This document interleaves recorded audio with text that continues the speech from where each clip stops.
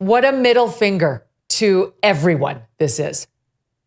Not only that, so I looked at this teaser clip of what we're going to be treated to this evening. And she and Tim Walz are talking about Tim missing her call, asking him to be her running mate. So this is the guy who's literally waiting for the call, right? The biggest call of his life thus far, and he doesn't pick it up. That to me is like the metaphor for what this entire calamity of an interview will be like. Just don't pick up. That's what they do with all the media. Just don't pick up. So here's the clip you're referring to. This was the tease they put out online to get us all super salivating to hear more from this power couple. Watch.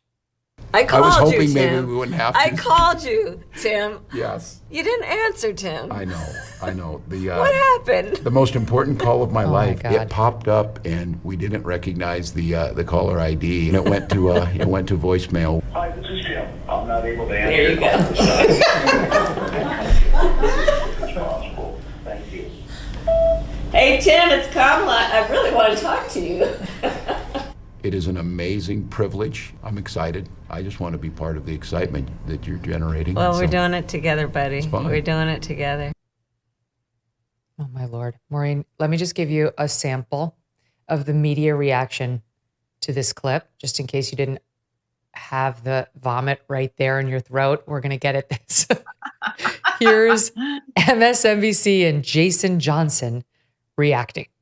That's right. Governor Walz missed a call from the vice president asking him to be her running mate because he doesn't answer numbers he doesn't recognize, like the rest of us.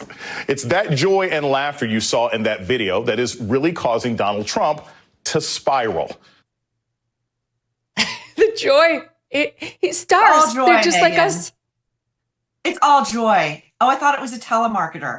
Guess what? Tim Walz is not like the rest of us. He's waiting for a call within a certain time frame to get the nod or the nay. So, and this whole, again, to your point, there are no shortage of sympathetic cheerleading outfits and journalists who would be happy to lob softball after softball Kamala's way. But the way that they are keeping her obscured, I mean, I think we all know what's going on. She's the Sarah Palin of the left. Yes. I said this to my husband the other day. Please expand on that. Well, they finally gave Sarah Palin free range with Katie Couric, who infamously asked her, what papers do you read? She couldn't name a single periodical. All of them, she said. Just all of them, because we all have time to read all of them. Asked her what her most consequential Supreme Court decision was. She couldn't name a single one. She couldn't name a single one. Kamala is famous for not doing the work, right? We've all read the stories. Washington Post, fairly sympathetic, nonetheless ran a great expose of the number of staffers. She goes through the churn and burn, I think 90% of her staff since she took office. The main problem, they all say, is they compile the briefing books for her, put them in front of her, leave the room. She doesn't crack them open. And then when she's asked about said policies, she can't answer the question because she hasn't done the reading, and she reams out her staff because she is unprepared. That is who they are hiding in the metaphorical basement. The woman who won't do the work, but she can bring you joy.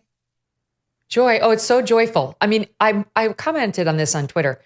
JD Vance came on this show like a week after accepting the nomination when the cat lady comments were all over him. And he told the story of Trump calling him in what was a Celebrity Apprentice-like elimination round. And he told a story weeks ago about how he missed the call from Trump. And all I could think when I saw this last night was, she copies everything. She can't even have an original VP story. For those of you who missed it, here's JD Vance speaking about that. How did he put it to you? How did he ask you? And how did it feel?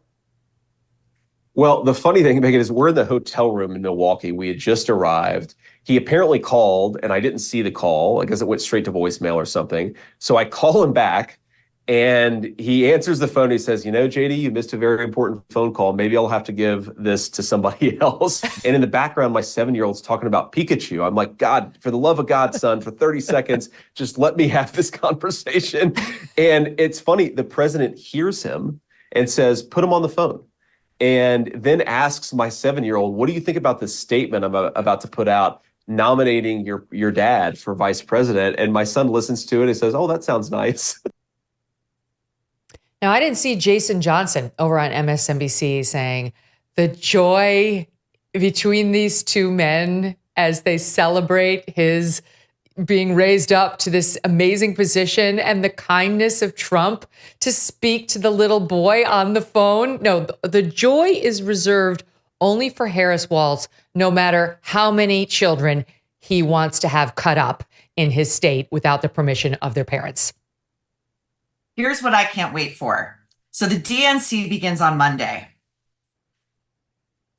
Anti-Israel protesters are going to be bussing in from all over the country, including battleground states, tens of thousands reportedly. How much joy will be outside the DNC? How much coverage of this will we actually see? This is astonishing to me. They cannot run from the media for the entire length of this campaign. When is she going to do a sit-down one-on-one? I can't believe the rest of the media isn't on fire about this. Can you imagine if Donald Trump or JD Vance said they were in effect going to orchestrate a media blackout because they weren't getting a fair shake? Kamala's going to get the greatest shake of all shakes. Mm-hmm. Right, exactly. Like they have anything to fear from George Stephanopoulos or Rachel Maddow. And by the way, the expose you mentioned that they did on Kamala Harris and what a bully she is to the point where all of her staff has left. That, of course, was pre her being anointed as the presidential candidate. This was all back when she was still the dumpster fire of the Biden administration, where they were fine dumping on her and blaming problems on her. But these were her own staffers. So Washington Post was happy to do that story then. I haven't seen anything about what a bully she is since then. I've only seen her presented as this champion of women because she loves abortion. It all boils down to abortion rights. That makes you a champion of women. Doesn't matter how you treat women on your staff. I mean, I said this, Maureen, and you were the perfect person to talk about this with. She is Meghan Markle. She's Meghan Markle in a different form. 100%. Everything about her and what her sort of surface appearance represents is meant to make everybody sort of feel better about themselves. But she is a bully. She is a mean, nasty piece of work.